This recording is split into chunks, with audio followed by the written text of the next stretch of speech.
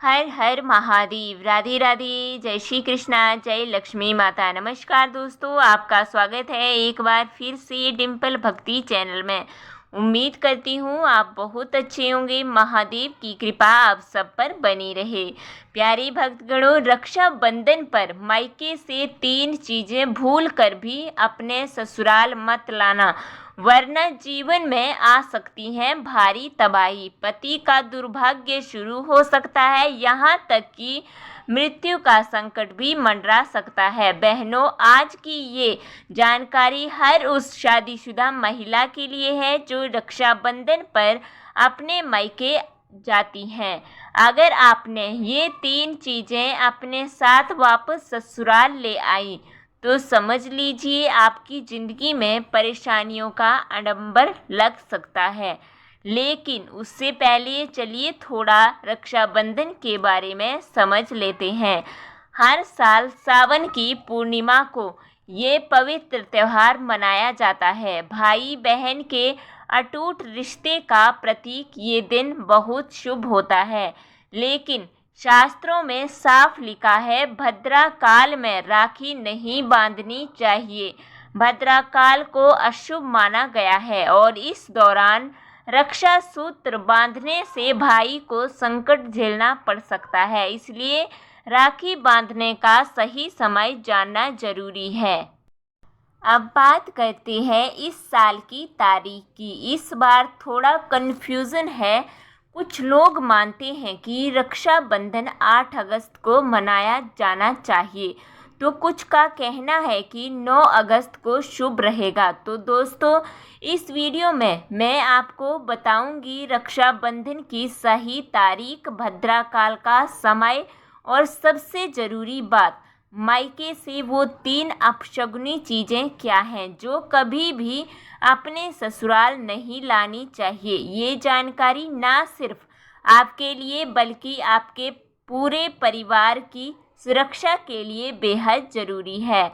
इसलिए वीडियो को पूरा ज़रूर देखिएगा। और हाँ प्यारे साथियों, आपसे एक छोटी सी विनती है, अगर वीडियो अच्छा लगा तो लाइक ज़रूर करिएगा। डिम्पल भक्ति चैनल को सब्सक्राइब करना मत भूलिएगा, ताकि अगली बार भी ऐसी कीमती जानकारी सबसे पहले आप तक पहुंचे। और कमेंट बॉक्स में ज़रूर लिखिए जय लक्ष्मी माता। तो चलिए शुरू करते हैं आज का ये बेहद खास और जीवन बदल देने वाला वीडियो। भाइयों और बहनों, रक्षाबंधन का ये पावन पर्व भाई बहन के रिश्ते का सबसे खूबसूरत एहसास होता है। इस दिन बहन अपने भाई की कलाई पर रक्षा का सूत्र बांधती है और बदले में भाई अपनी बहन को जीवन भर उसकी रक्षा का वचन देता है। लेकिन बहनों, एक छोटी सी लापरवाही, एक छोटी सी भूल इस शुभ पर्व को दुर्भाग्य में बदल सकती है। भद्राकाल में राखी बांधना बेहद अशुभ माना गया है। शास्त्रों में साफ लिखा है, इस काल में कोई भी मांगलिक कार्य नहीं करना चाहिए। पौराणिक कथा के अनुसार लंकापति रावण ने भी भद्राकाल में अपनी बहन से राखी बंधवाई थी और उसी वर्ष उसका सर्वनाश हो गया था। भद्रा, जो कि शनिदेव की बहन है, उसे ब्रह्मा जी का श्राप है कि उसके समय में किए गए सभी शुभ कार्यों का फल अशुभ ही होगा। इसलिए यदि याद रखें, राखी बांधने से पहले भद्राकाल की जानकारी जरूर लें। अब जरा इन पवित्र कहानियों को भी सुनिए। जब भगवान श्री कृष्ण को महाभारत युद्ध में अंगूठे में चोट लगी तो द्रौपदी ने अपनी साड़ी का टुकड़ा फाड़कर उन्हें बांध दिया। बदले में श्री कृष्ण ने जीवन भर उसकी रक्षा का वचन दिया। एक और कथा में जब भगवान विष्णु राजा बलि के वचन में बंध गए तो माता लक्ष्मी ने उन्हें मुक्त कराने के लिए राजा बलि को राखी बांधी। रक्षाबंधन सिर्फ एक धागा नहीं, एक आशीर्वाद है, एक कवच है जो बहन अपने भाई के लिए बुनती है।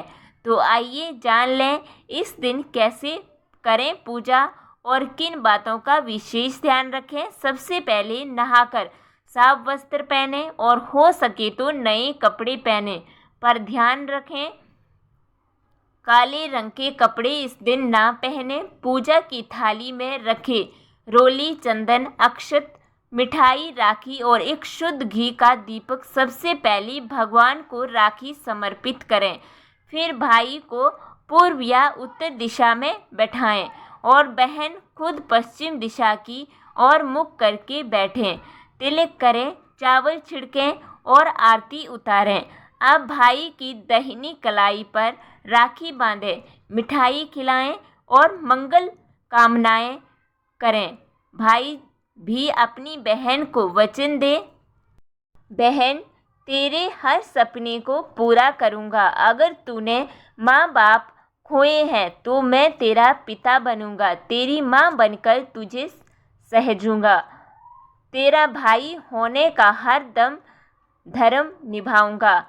फिर अपनी बहन को सुंदर उपहार जरूर दें, मगर ध्यान रहे रक्षाबंधन पर उपहार में ये चीज़ें कभी ना दें। चाकू या कोई भी नुकीली चीज़, सफ़ेद कपड़ा, चप्पल या जूते, ये सब चीज़ें रिश्तों में कटुता, दरार और दुर्भाग्य लाती हैं। इनकी जगह कुछ शुभ और प्रेम से भरी हुई वस्तुएं ही भेंट करें। अब जानते हैं 2025 में रक्षाबंधन की तारीख और शुभ मुहूर्त। इस साल रक्षाबंधन शनिवार 9 अगस्त 2025 को मनाया जाएगा। पूर्णिमा तिथि शुरू होगी 8 अगस्त दोपहर 2:12 से और समाप्त होगी 9 अगस्त दोपहर 1:24 पर। राखी बांधने का सबसे शुभ समय रहेगा 9 अगस्त दोपहर 1:32 के बाद से रात 5:47 तक। भद्राकाल सुबह 5:57 से 1:32 तक रहेगा, इसलिए इस दौरान राखी बांधने से बचे। हालांकि इस बार भद्रा का वास पाताल लोक में रहेगा, जिसे कई विद्वान शुभ मानते हैं, लेकिन फिर भी यदि आप शुभ परंपरा का पालन करना चाहते हैं तो भद्रा समाप्त होने के बाद ही राखी बांधें।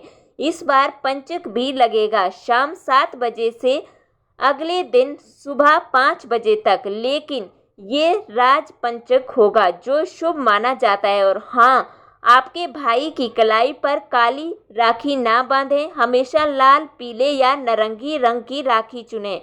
ये सौभाग्य और समृद्धि का प्रतीक होती है। अगर आप अपने भाई के पास नहीं जा सकती तो भगवान को अपना भाई मानकर उनकी कलाई पर राखी बांध दें। आप श्री कृष्ण, नारायण या गणेश जी को राखी बांध सकती हैं। ईश्वर तक भेजी गई राखी अपने आप आपके भाई तक पहुंचेगी। शुद्ध मन और श्रद्धा से बांधी गई राखी कभी व्यर्थ नहीं जाती। तो बहनों, इस बार रक्षाबंधन पर नियमों का पालन करें, शुभ मुहूर्त में ही राखी बांधें और अपने भाई की कलाई पर सिर्फ रक्षा सूत्र ही नहीं बल्कि अपने प्रेम, आशीर्वाद और भरोसे का धागा बांधें। भक्तों, रक्षाबंधन पर एक और सबसे अहम बात, खाने में क्या बनाएं और किन चीज़ों से बचें। लेकिन उससे पहले अगर अभी तक आपने कमेंट बॉक्स में जय माता लक्ष्मी नहीं लिखा है तो अभी लिखिए। आपका एक कमेंट, आपका एक लाइक और चैनल का सब्सक्रिप्शन हमें हिम्मत और खुशी देता है, जिससे हम आप सभी के लिए और भी सुंदर और पावन जानकारियाँ लाते हैं। तो चलिए अब जानते हैं रक्षाबंधन पर क्या खाना चाहिए और क्या नहीं। इस पावन दिन पर बिना लहसुन प्याज वाला भोजन बनाना चाहिए, क्योंकि मान्यता है कि रक्षाबंधन पर स्वयं ईश्वर इस धरती पर उतरते हैं। वो भी बहनों से राखी बंधवाने आते हैं और जब हम उन्हें भोग लगाते हैं तो वास्तव में भगवान उस घर में पधारते हैं। इसलिए इस दिन लहसुन, प्याज, मांस, अंडा, शराब, सिगरेट, गुटखा जैसी चीज़ों से दूर रहें। ये सब पवित्रता को नष्ट कर देते हैं और बहन का व्रत भी खंडित हो जाता है। इस दिन जो भाई होता है उसकी कलाई में सिर्फ राखी ही नहीं बंधती बल्कि ईश्वर का आशीर्वाद भी बसता है। अब बात करते हैं इस दिन के खाने की। घर में कुछ मीठा जरूर बनाएं, जैसे खीर, मीठा हलवा, सेवइयाँ। आप खीर में हल्का सा कलर या केसर भी डाल सकते हैं ताकि वह और भी सुंदर और भोग योग्य लगे। भगवान को पहले भोग लगाएं, फिर परिवार को परोसें। यह दिन इतना शुभ होता है कि जो भोजन बनता है उसे ईश्वर स्वयं ग्रहण करते हैं। नमकीन भोजन में आप बना सकती हैं रसदार आलू की सब्जी, गोभी आलू या केले की सब्जी, पनीर पुलाव, मटर पुलाव, खीरे का रायता और साथ में थोड़ी सी हरी चटनी या मीठी चटनी। एक बात का खास ध्यान रखें, इस दिन तवा चढ़ाकर रोटी ना बनाएं। तवे पर बनी रोटी को त्योहारों में अशुद्ध भोजन माना गया है। शास्त्रों में कहा गया है कि त्योहार के दिन कढ़ाई में ही खाना पकाएं, जैसे सब्जियां, खीर, पुलाव इत्यादि, क्योंकि कढ़ाई में बना खाना ही त्योहारों के योग्य होता है, जिसे देवता भी स्वीकार करते हैं। अब बात करते हैं व्रत की। बहनों, रक्षाबंधन पर व्रत रखना बेहद शुभ होता है। कहते हैं जो बहन रक्षाबंधन पर व्रत नहीं रखती और बस औपचारिक रूप से राखी बांधती है, उसका पुण्य अधूरा रह जाता है और भाई की उम्र पर भी असर पड़ सकता है। राखी बांधने के बाद बहन को सबसे पहले एक निवाला भाई को अपने हाथ से जरूर खिलाना चाहिए और भाई भी बहन को प्रेम से एक निवाला खिलाएं। इससे रिश्तों में मिठास और आत्मीयता बढ़ती है और ईश्वर भी खुश होकर रक्षाबंधन का असली सार पवित्रता, प्रेम और परंपरा में छुपा है। अगर आप इन नियमों का पालन करती हैं तो भाई बहन का रिश्ता अगले जन्मों तक अमर हो जाता है। तो चलिए बहनों, इस बार रक्षाबंधन को सिर्फ एक त्यौहार ना समझें बल्कि इसे ईश्वर की पूजा की तरह मनाएं और अपनी श्रद्धा, स्नेह और सेवा से अपने भाई के जीवन को खुशियों से भर दें। असीम आशीर्वाद देकर स्वर्गलोक को लौटते हैं। भक्तों, अगर रक्षाबंधन शुक्रवार के दिन आता है तो ये और भी खास हो जाता है, लेकिन इसी दिन एक बात का विशेष ध्यान रखना जरूरी है, खासकर उन लोगों के लिए जो माता संतोषी का व्रत करते हैं। माता संतोषी को खट्टे पदार्थों से बेहद विरोध है, इसलिए इस दिन घर में कभी भी ना बनाएं खट्टी इमली की चटनी, नींबू पानी, गोलगप्पे या खट्टा आम।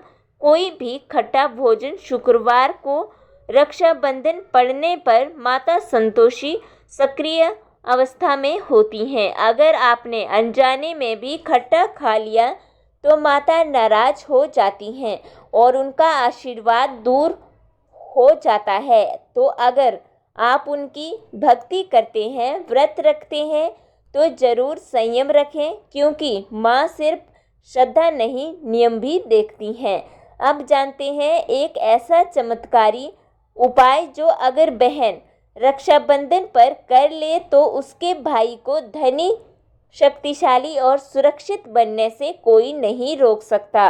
ये उपाय इतना प्रभावशाली है कि भाई को सरकारी नौकरी मिलती है, व्यापार तेजी से बढ़ता है, बुरी नज़र और दुर्घटनाएं पास भी नहीं भटकती। राहु काल सर्प, शनि, पित्त दोष सब कुछ समाप्त हो जाता है। तो बहनों, ध्यान से सुनिए। राखी बांधने के बाद अपने हाथ में कुछ सिक्के या नोट लें, उन्हें मुट्ठी में बंद करें। फिर भाई के सिर से 7 बार उतारा करें, यानी उनकी बलाएं लें। अब इन पैसों से एक नई राखी खरीदें और उसे जाकर पीपल के पेड़ या किसी धार्मिक वृक्ष पर बांध दें, उस पेड़ को तिलक करें, कुछ मीठा भोग लगाएं और श्रद्धा से राखी बांधें। ये सिर्फ एक पेड़ नहीं, ये जीवित देवता हैं। इस पर बांधी गई राखी आपके भाई के जीवन की ढाल बन जाती है। यह उपाय तंत्र शास्त्र के अध्याय नंबर 54 में भी उल्लेखित है। कहा गया है, जो बहन सच्चे दिल से ये उपाय करती है, उसका भाई जीवन में कभी हार नहीं देखता। दिन दोगुनी रात चौगुनी तरक्की करता है। इतना धन आता है कि बहन और भाई संभाल ही नहीं पाते। और सबसे बड़ी बात, इस उपाय में जो शक्ति है वो पैसे की नहीं है, वो है बहन की ममता, उसका भरोसा, उसका आशीर्वाद। और जब बहन का प्यार किसी उपाय के साथ जुड़ता है तो स्वयं ईश्वर भी उस उपाय को सफल बनाते हैं, क्योंकि इसमें कोई लोभ नहीं, बस एक सच्ची भावना होती है। तो बहनों, इस साल रक्षाबंधन पर ये उपाय एक बार जरूर करें। क्या पता यही साल आपके भाग्य को बदल दे और आपके भाई को बना दे संसार का सबसे खुशहाल इंसान। और हाँ, अगर आपको ये बात दिल से लगी हो तो कमेंट बॉक्स में ज़रूर लिखिए, मेरा भाई सदा सुरक्षित और सफल रहे, जय माता संतोषी। तो प्यारे साथियों, अगर गलती से कभी भद्रा काल में राखी बांध दी जाए तो घबराने की ज़रूरत नहीं है। हमारे शास्त्रों ने हर समस्या का समाधान पहले से ही बताया है। बस हमें भद्रा देवी का सम्मान करना होगा, उन्हें पूजा पाठ और मंत्र जाप से प्रसन्न करना होगा। उनके 12 पावन नामों का जाप करें। भद्रा, सुनीता, कालरात्रि, सुरक्षिका, महाकाली, विकराला, रौद्री, दुर्गा, भयानकी, चंडिका, चामुंडा और महाभद्रा। इन नामों का श्रद्धा से जाप करने से उनके प्रकोप से रक्षा होती है और भाई की उम्र, समृद्धि और सौभाग्य बना रहता है। अब आइए जानते हैं सबसे महत्वपूर्ण बात। रक्षाबंधन पर मायके से ससुराल क्या चीज़ें भूल कर भी नहीं लानी चाहिए। शास्त्रों में साफ साफ कहा गया है कि बेटी को मिर्च कभी नहीं देना चाहिए, इससे उसके वैवाहिक जीवन में कड़वाहट आने लगती है, रिश्ते में तकरार बढ़ सकती है। इसी तरह तेज धार वाली चीज़ें जैसे चाकू, कैंची या तलवार जैसी चीज़ें भी मायके से नहीं लानी चाहिए। ये रिश्तों को काटने का प्रतीक मानी जाती हैं। इनके आने से रिश्तों में मेल मिलाप की भावना कम हो सकती है।